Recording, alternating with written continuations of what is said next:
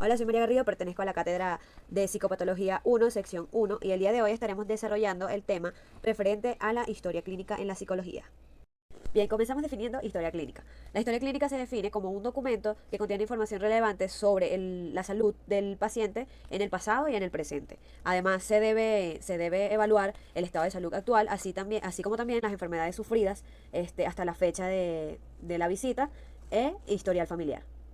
También se puede definir como el conjunto de datos que incluyen reseñas tanto biológicas, laborales, sexuales, sociales, entre muchas otras, que nos proporcionen información que nos ayudan para la base de nuestro psicodiagnóstico, así como también nos ayuda a la orientación del paciente sobre las mismas.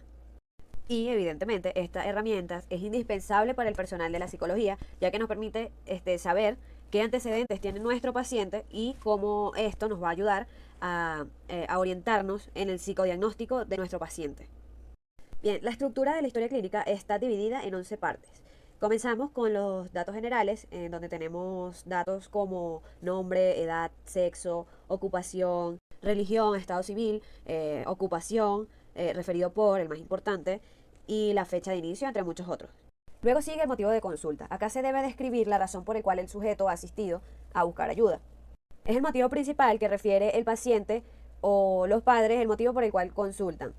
Se debe describir tal cual como los hechos fueron narrados, ya sea por los padres o el sujeto, y al finalizar se debe colocar, según indica el consultante. Las siglas son S y C. Tercera parte, historia actual del problema.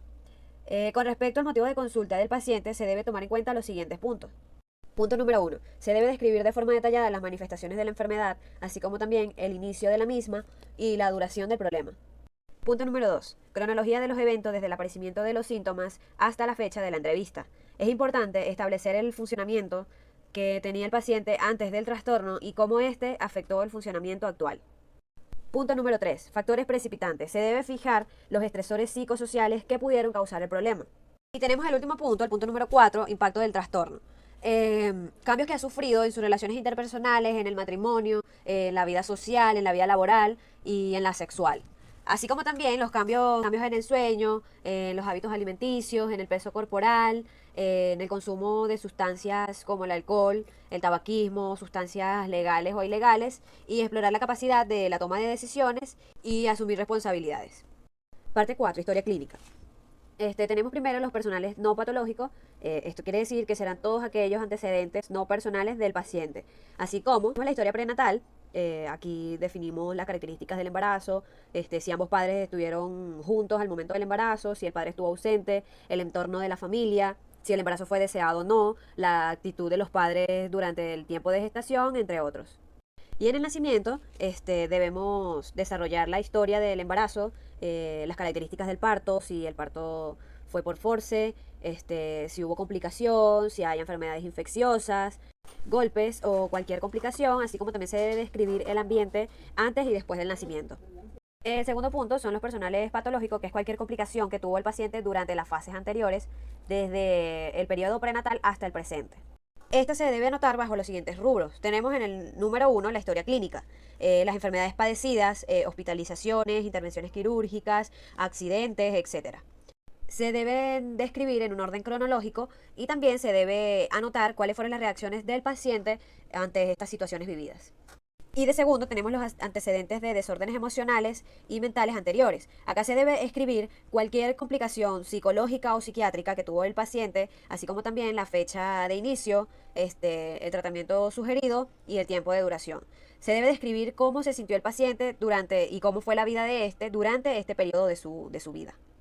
En la quinta parte de la entrevista tenemos la historia familiar y comenzamos con los antecedentes familiares. Acá vamos a desarrollar puntos como nombre y apellido de la madre y el padre, si alguno de ellos ha fallecido, y si no, datos como su ubicación, fecha de nacimiento, su profesión, cómo es la relación del sujeto con sus padres, la figura de autoridad, también datos como los hermanos, si tiene hermanos, si alguno ha fallecido, su nombre, su ubicación, si padeció de alguna enfermedad, etcétera.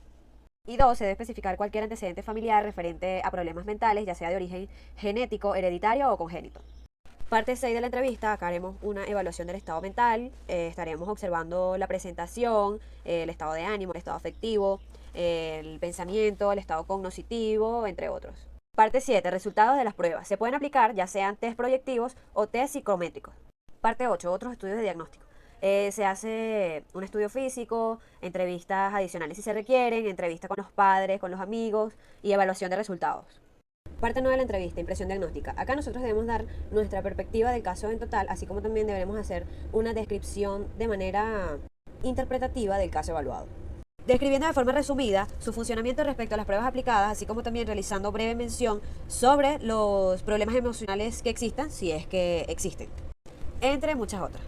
Parte 10. Diagnóstico. El diagnóstico será regido ya sea por el diagnóstico DSM-5 o el diagnóstico CIE-10.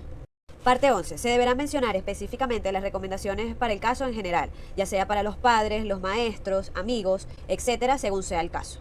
Y con la parte 12 cerramos con la firma del evaluador. Tipo de historia clínica. Tenemos la historia clínica según la circunstancia, ya sea de emergencia o de hospitalización, de consultorio externo, de visita domiciliaria, entre otros. Y tenemos según el tipo de paciente, ya sea geriátrico, pediátrico, paliativo, etc. Modelo de historia clínica psicológica. El modelo de historia clínica no es estándar, así que el formato va a cambiar según el tipo de paciente. Primero, consentimiento informado. Acá el paciente deberá informarnos sobre los datos que van a figurar en el historial médico. Es importante que en esta etapa el paciente autorice el tratamiento y el uso de su información. Número 2. Historial biográfico. Acá el paciente deberá indicarnos el por qué asistió a consulta, así como también cierto tipo de antecedentes. Por ejemplo, síntomas previos, datos demográficos o datos laborales. 3. Transcripción de las sesiones. Cada sesión debe transcribirse en 3 apartados. Información. Se describe de manera breve y resumida lo ocurrido en la sesión, así como también se deberá describir lo ocurrido desde la sesión anterior del paciente. Tratamiento. En este apartado se deberá dar una explicación funcional del caso que tiene tu paciente. Y en tareas deberás anotar todas las tareas que debes realizar con tu paciente en la próxima cita. Fichas resumen. Estas fichas recogen toda la información relevante acerca del progreso que ha tenido el paciente en cada sesión. 5. Ficha Excel. Todos los datos cuantitativos que se recogieron durante las sesiones se deberán vaciar en una ficha Excel para poder utilizarlo en nuestras investigaciones a futuro. Examen mental. Es la recolección de datos que evalúa el estado mental del paciente desde el modelo médico, así como también está orientado en detectar signos y síntomas en un sujeto determinado en un momento dado. Diagnóstico por eje. Comenzamos con el diagnóstico de clasificación multilaxial o del CIE-10. Eje 1. Trastorno clínico. Es el trastorno que se presenta en el momento y el paciente entra en él cuando el trastorno requiere de atención médica. Eje 2. Trastornos de la personalidad o retraso mental. Es si el paciente presenta un trastorno de personalidad o retraso. Eje 3. Enfermedades médicas. Es la sintomatología que presenta el paciente debido al trastorno y se diagnostica por el CIE-10. Eje 4. Problemas psicosociales y ambientales. Son las consecuencias que ha traído a la vida del paciente el trastorno vivido actualmente. Y finalizamos con el eje número 5, evaluación de la actividad global, en donde veremos el deterioro de la vida social y laboral. Y espero que la información desglosada en este video haya sido de su agrado. Muchas gracias.